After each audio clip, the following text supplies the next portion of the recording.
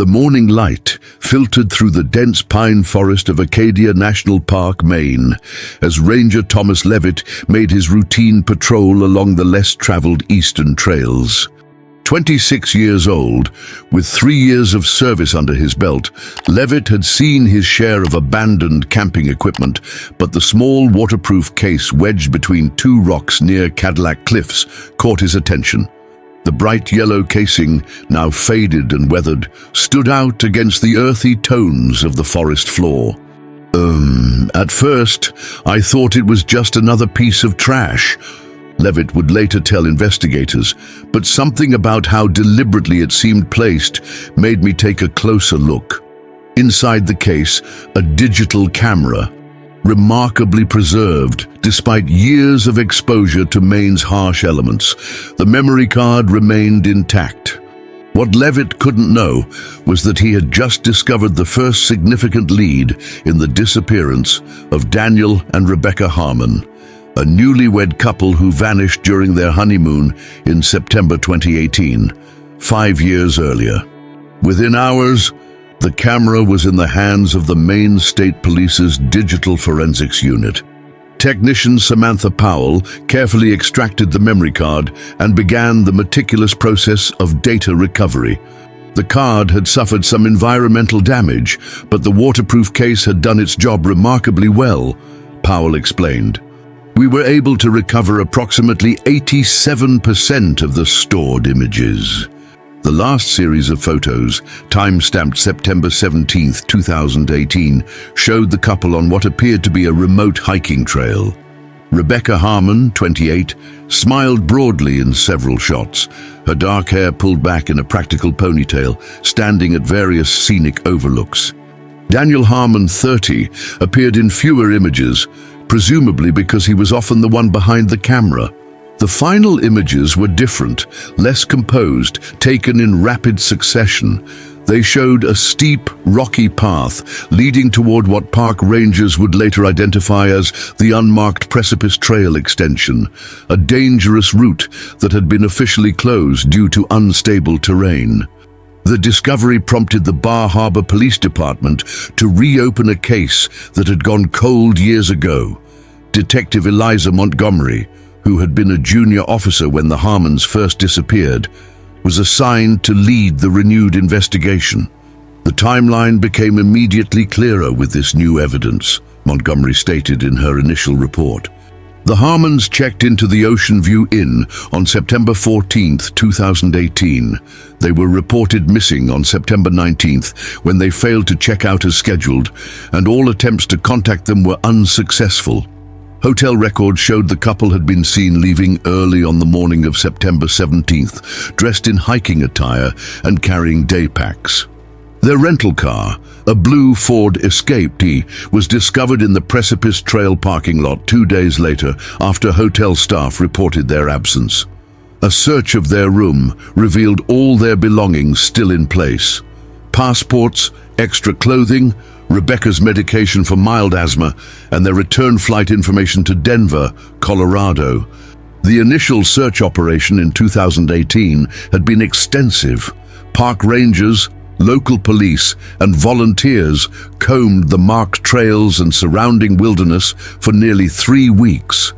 Helicopters equipped with thermal imaging surveyed the less accessible terrain. Despite these efforts, no trace of the Harmons was found. We considered multiple scenarios, explained former search coordinator James Wilson: accidental fall, voluntary disappearance, even foul play. But without any evidence, we couldn't narrow down our focus. The case gradually faded from public attention, becoming one of the park's unsolved mysteries. The Harmons' families never stopped searching, returning to the area annually to distribute flyers and speak with locals, hoping someone might remember something new. With the camera discovery, Detective Montgomery began retracing the original investigation, interviewing everyone who had been involved. She learned that the Harmons had been married just 2 weeks before their disappearance. Friends and family described them as experienced hikers who had met through a Denver mountaineering club 3 years earlier. They were meticulous planners, Rebecca's mother, Catherine Bennett, told Montgomery Rebecca kept detailed itineraries. "That's why we knew something was wrong when they missed their checkout. They wouldn't just wander off without telling anyone." Montgomery's team created a digital reconstruction of the Harmons' final known movements based on the recovered photos. The timestamps showed a logical progression along established trails until approximately 3:40 p.m., when the photos indicated they had ventured onto the unmarked extension. A crucial development came when forensic analysts enhanced the background of the final images. In two of them, a partial figure appeared at the edge of the frame, someone wearing what appeared to be a dark jacket, standing on a ridge above the trail. The quality was too poor to identify the individual, but it was clear the Harmons had not been alone. Montgomery ordered a new search of the area where the camera had been found.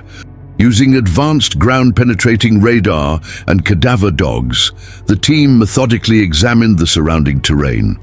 On the third day, approximately half a mile from the camera location, search technician Kyle Reeves made another discovery. A weathered backpack containing a water bottle with DH inscribed on the bottom, matching the initials seen on Daniel's equipment in the photos.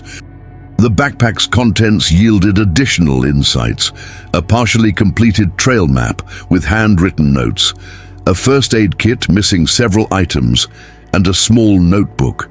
Most of the notebook's pages had been rendered illegible by water damage, but forensic document examiners were able to recover fragments from the last entry, dated September 17th. Trail markers disappeared. R thinks someone is following, heading back, should reach ranger station by... Local reports from 2018 revealed another detail that had received minimal attention during the original investigation. On September 16th, the day before the Harmons' disappearance, another hiker had reported an unsettling encounter with a man who seemed to be monitoring the trailhead. The hiker, Melissa Oakes, had described him as oddly interested in other hikers' plans, asking about which trails they intended to take and how long they would be gone. Montgomery tracked down Oakes, now living in Portland, who confirmed her original statement and added details she hadn't mentioned before. "I didn't think much of it at the time," Oakes explained. But he specifically asked about couples hiking alone, saying he was researching trail safety. Looking back, it felt predatory. Oakes worked with a police sketch artist to create a composite of the man she had encountered. When completed, Montgomery recognized the face immediately: Jason Merritt, a local wilderness guide who had been interviewed during the original investigation and notably had volunteered for the search party. A background check on Merritt revealed concerning information that had been overlooked. He had been questioned in connection with another hiker's disappearance in New Hampshire 2 years earlier, though no charges were filed due to insufficient evidence.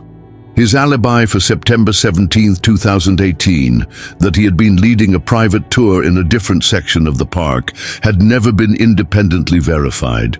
Montgomery ordered surveillance on Merritt while her team gathered more evidence. His current employment at a local outdoor equipment store gave him continued access to hikers and their planned routes. Store records showed he had sold equipment to the Harmons on September 15, 2018, including the yellow waterproof case now in evidence. When confronted with this information, Merritt maintained his innocence. "I sell dozens of those cases every season," he stated. "I barely remember the couple. Tragic what happened, but I had nothing to do with it." As Montgomery prepared to obtain a search warrant for Merritt's residence, another piece of evidence emerged. Analysis of the camera's memory card had revealed deleted images that technical specialists were able to partially recover. Unlike the other photos, these appeared to have been taken by someone other than the Harmons. They showed distant figures on a trail that experts identified as the couple, seemingly photographed without their knowledge. The stage was set for the next phase of the investigation. With renewed public interest in the case and mounting evidence suggesting foul play, the question remained: What had happened to Daniel and Rebecca Harmon in those final moments captured on their camera? The search of Jason Merritt's cabin on the outskirts of Bar Harbor yielded results that transformed the investigation. Detective Montgomery and her team discovered a hidden compartment beneath the floorboards in Merritt's bedroom, containing a collection of items: driver's licenses, credit cards, and personal effects belonging to various individuals. Most notably, Rebecca Harmon's rose gold wedding band with the inscription "Forever Begins," 9.1.18. The discovery shifted our investigation from a possible accident to a confirmed homicide case, Montgomery explained at the subsequent press briefing. Though the presence of the Harmons' personal items in Merritt's possession established a direct connection we couldn't ignore. Forensic technicians also recovered a collection of trail maps with handwritten markings indicating remote locations throughout Acadia National Park. 3 areas had been circled in red, including the section of the Precipice Trail extension where the camera had been found. Soil samples taken from Merritt's hiking boots matched the mineral composition specific to that area. When confronted with this evidence, Merritt maintained his innocence, claiming he had found the items while hiking and had intended to turn them in. His explanation for the hidden compartment, that he used it to store valuable survival gear, contradicted the reality of its contents. His attorney, Calvin Decker, issued a statement: "My client categorically denies any involvement in the disappearance of the Harmons. The presence of these items has an innocent explanation that will become clear during trial." A deeper investigation into Merritt's background revealed a pattern of concerning behavior. Former colleagues at the outdoor equipment store described his unusual interest in solo female hikers and couples visiting the park. He would memorize their routes, said former co-worker Tina Reynolds. He called it his safety protocol, but it always seemed intrusive. He'd often volunteer to close the shop if certain customers came in late in the day. The recovered fragments from Daniel's notebook provided additional context when document specialists managed to restore more text using advanced imaging techniques. The partially reconstructed entry read, "Trail markers disappeared after junction. R thinks someone is following since equipment store, heading back to main path. Should reach ranger station by sunset if we maintain pace." This entry aligned with statements from 2 hikers who had encountered the Harmons around 2:30 p.m. on September 17th. Mason and Julia Kendrick reported meeting a visibly concerned couple who mentioned feeling like they were being watched. They asked if we had seen anyone else on the trail, Mason Kendrick told investigators. But the woman I now know was Rebecca seemed particularly anxious to return to more populated areas. The technical analysis of the camera yielded another critical piece of evidence. Metadata from the recovered deleted images showed they had been taken with a different device than the Harmons' camera, a specific model of Nikon that matched purchase records from Merritt's credit card statement 3 months before the disappearance. Detective Montgomery ordered an expanded search of the areas marked on Merritt's maps.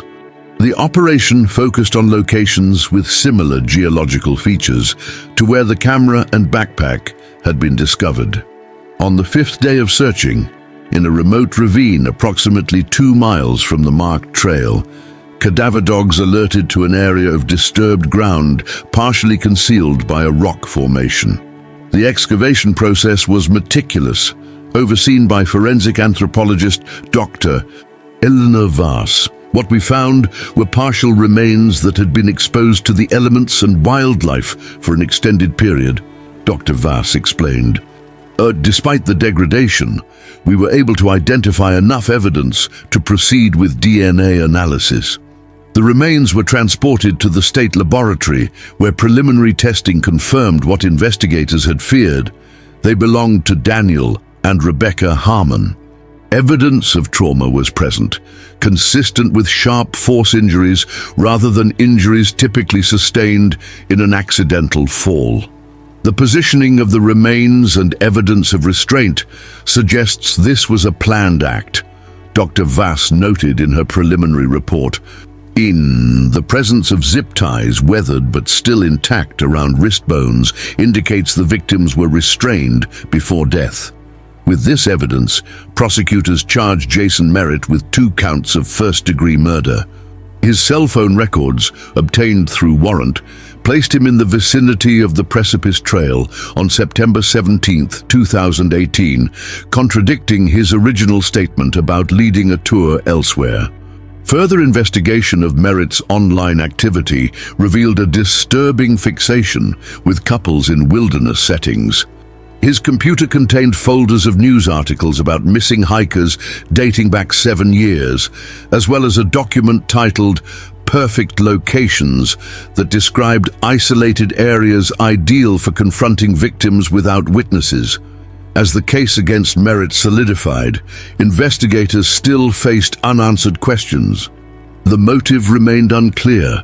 Nothing had been withdrawn from the Harmons' bank accounts, and many valuable items had been left untouched in their hotel room. The recovered camera, while providing crucial timeline evidence, didn't capture the actual confrontation. The most revealing insight came from an unexpected source. A former girlfriend of Merritt's, Amanda Clark, contacted investigators after seeing news reports about his arrest.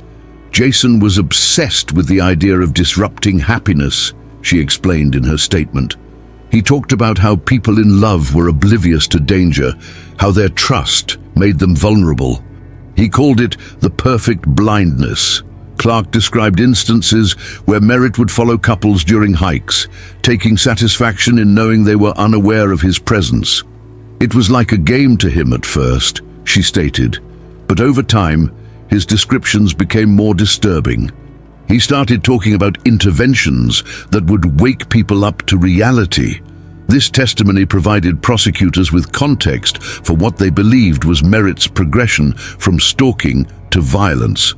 The Harmons, celebrating the beginning of their marriage in a picturesque setting, may have represented the idealized happiness that triggered his darkest impulses.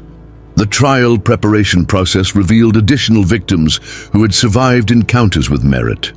3 separate individuals came forward with accounts of unsettling interactions on remote trails, including one woman who described how Merritt had offered to guide her back to the main path after she had become separated from her group, leading her instead to an increasingly isolated area before she managed to rejoin other hikers.